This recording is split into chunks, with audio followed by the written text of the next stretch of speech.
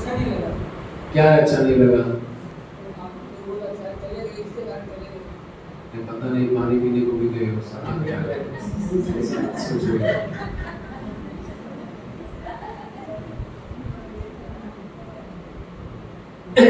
देखिए, मैं जो भी बता रहा हूँ वो कुदरत के नियम से बता रहा हूँ, मेरा कुछ भी नहीं है। आपको ये देख के समझना है और आपका डिसीजन लेना है। मेरा कोई फोर्स नहीं है, कोई कंपल्शन नहीं है। कोई भी मांसाहारी जीव होता है, पैदा होता है तभी उसकी आंखें बंद होती है। शाकाहारी जीव जब पैदा होता है तब उसकी आंखें खुली होती है। मनुष्य की भी आंखें खुली होती है। क्लियर? कोई भी मांसाहारी जीव है, उसका मुंह बहुत खुलता है, उसके दांत नुकीले होते हैं। कोई भी शाकाहारी जीव है, उसका मुंह कम खुलता है, उसको बहुत सारे चबाने के दांत होते हैं। मनुष्य का भी मुंह कम खुलता है, उसको बहुत सारे चबाने के दांत है। यस और नो? यस। कोई भी मांसाहारी जीव है, रात को अगर लाइट फेंकेंगे तो उसमें से लाइट रिफ्लेक्ट होती है उनकी आंखों से। किसमें? मांसाहारी में। शाकाहारी जीव पे अगर लाइट फेंकी गई तो उनकी आंखों में से लाइट रिफ्लेक्ट नहीं होती है। मनुष्य की आंखों से भी लाइट रिफ्लेक्ट नहीं होती है। क्लियर? कोई भी मांसाहारी जीव होता है, उसके नाखून नोकीले होते हैं, उसके पंजों में ताकत होती है, वो जानवर के पीछे दौड़ सकता है, उसको गिरा सकता है, मार सकता है, फाड़ सकता है। ऐसे ये नाखून बने हैं और उसका मुंह बना है। मनुष्य के जो अपने जो नाखून है वो अपने बचाव के लिए है, और कोई भी शाकाहारी जीव के जो नाखून है वो अपने बचाव के लिए होते हैं। मनुष्य के भी जो नाखून है वो अपने बचाव के लिए है। समझ में आ रहा है सर? कोई भी मांसाहारी जीव जो है पानी पीता है तो जीभ बाहर निकाल के पानी को अंदर लेता है। शाकाहारी जीव जो है मुंह पानी में डुबो के पीता है। मनुष्य भी पानी मुंह चूस के पीता है। समझ गए? कोई भी मांसाहारी जीव जो है उसकी जो इंटेस्टाइन जो है वो छोटी होती है। कोई भी मांसाहारी जीव है उसकी इंटेस्टाइन छोटी होती है, और शाकाहारी जीव जो है उसकी इंटेस्टाइन लंबी होती है। मनुष्य की भी इंटेस्टाइन लंबी होती है। कोई भी मांसाहारी जीव है उसका सलाइवा जो है एसिडिक होता है। मनुष्य का सलाइवा कैसा होता है? अल्कलाइन होता है। समझ गए? क्लियर? कोई भी मांसाहारी जीव है उसको अपने शिकार के लिए उसके पीछे दौड़ना पड़ता है, उसको गिराना पड़ता है, उसको फाड़ना पड़ता है और फिर उसको खाना पड़ता है। बराबर है? मनुष्य को जो है बड़े प्यार से, बड़े शांति से अपने खुराक के पास जाना है। वो खुराक वहाँ से भागता नहीं, भयभीत भी नहीं होता है और वो खा लेता है। मनुष्य का भी जो खुराक है वो उसको उसके पास जाना है, उसको वहाँ से तोड़ना है, वो खाना है। आज की तारीख में नहीं होते हैं, लेकिन फल और सब्जियों की जो मार्केट है वहाँ जाके मिलता है ना, आपको देख के फल सब्जियाँ डरती हैं। बराबर है? तो जो भी भयभीत नहीं होता है वो आपका खुराक है। समझ रहे हैं?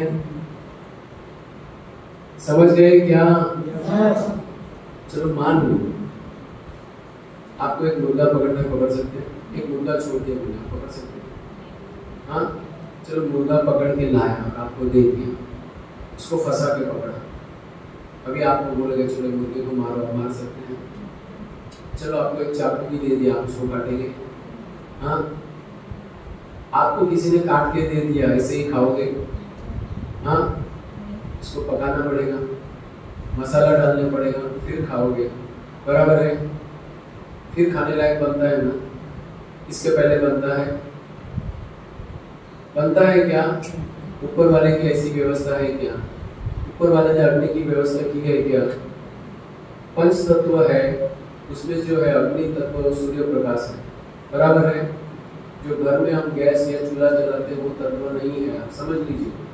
सूर्य की गर्मी से सब पकता है, वो हमारा खुराक है। अग्नि पे चढ़ाया हुआ खुराक हमारा नहीं है।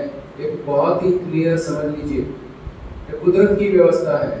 अगर कुदरत चाहती तो अग्नि की व्यवस्था करती कि नहीं, जैसे पानी की है वैसे करती कि नहीं। आज भी अग्नि मिलती है कि नहीं हमको? कहाँ मिलती है? वॉल्केनो में मिलती है कि नहीं? वॉल्केनो को हिंदी में क्या कहते हैं? हाँ, ज्वालामुखी। वे ज्वालामुखी को कौन पकाने को जाने को तैयार है? हाँ, चलो मैं मेरी रोटी मेरा पापड़ में गर्म करके आता हूँ। हाँ, हो नहीं सकता, प्रैक्टिकल नहीं है, बराबर है। दूसरा, बिजली कड़कती है तब, अभी वो तो सेकंड में खत्म हो जाती है, वहाँ कुछ कर सकते हो? कुछ नहीं कर सकते। तो कुदरत ने अग्नि की व्यवस्था नहीं की है। जो व्यवस्था कुदरत ने नहीं की है उसको मनुष्य सर्जित करता है, तो अपने सर्वनाश के लिए करता है। क्लियर? समझ में आ रहा है ना सर?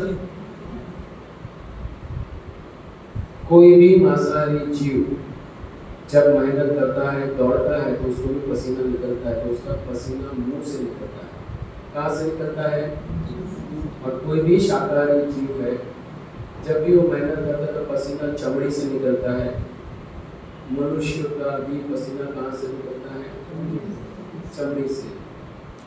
अभी क्या लगता है कुदरती नियम से आदमी शाकाहारी है या मांसाहारी है? हाँ, तो डाउट है? फिर भी आप खाओगे तो शरीर को बहुत मेहनत करनी पड़ेगी, और फिर ज्यादा खाओगे तो बीमारियों के चक्कर में फंस जाओगे। मांसाहारियों भी बीमार है कि नहीं? उनको ताकत कम पड़ती है कि नहीं? खुद का वजन उठा के चल सकते हैं क्या? तो जितने भी पहलवान है, बॉडी बिल्डर्स है, जिन्होंने इतने सारे अंडे खाए थे, दूध पिया था, 40-50 साल की उम्र के बाद देखो उनकी हालत क्या है। कुछ चल नहीं पाते, अपना वजन भी उठा नहीं पाते, और सीरियस बीमारी में पड़े हैं। लेकिन बॉडी बिल्डिंग का इतना पागलपन पड़ा है, वो उनको देखने को तैयार नहीं। समझ रहे हैं? समझ रहे हैं क्या? अभी देखो, कोई भी चीज कमर्शियलाइज हो जाती है, कमाई का साधन बन जाती है, तो उसके साथ दूषण आता है क्या? आता है कि नहीं?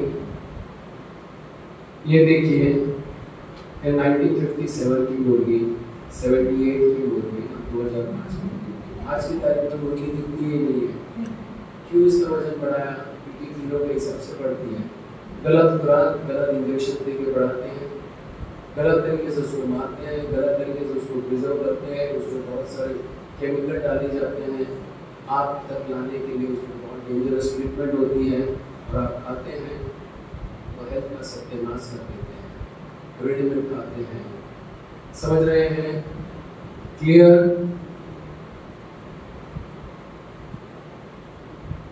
इस सभी प्राणियों को हमने हमारा खुराक बनाया है कि नहीं?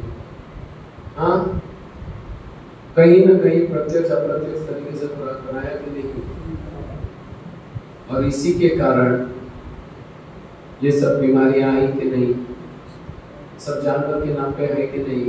कोरोना वायरस किसमें से आया? हाँ,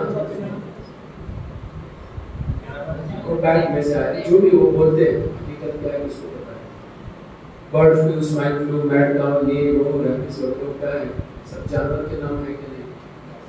कोई केले में से बीमारी आई, कोई एप्पल में से बीमारी आई, कोई ककड़ी में से बीमारी आई, क्यों नहीं आई? क्यों नहीं आई? क्योंकि वो कुदरत ने बनाया। समझ रहे हैं? तो कुदरत ने जो बनाया वो श्रेष्ठ है। क्लियर? कितना बजे से दीजिए? 7 વાગ્યા સુધી ना પછી શું છે? પછી કંઈ નહીં, પછી સાંસ્કૃતિક કાર્યક્રમ ત્યાં આગળ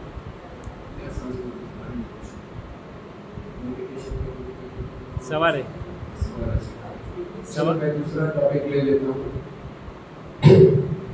ये एक इम्पोर्टेंट टॉपिक है। दूध पीता है इंडिया, बहुत ही इम्पोर्टेंट टॉपिक है।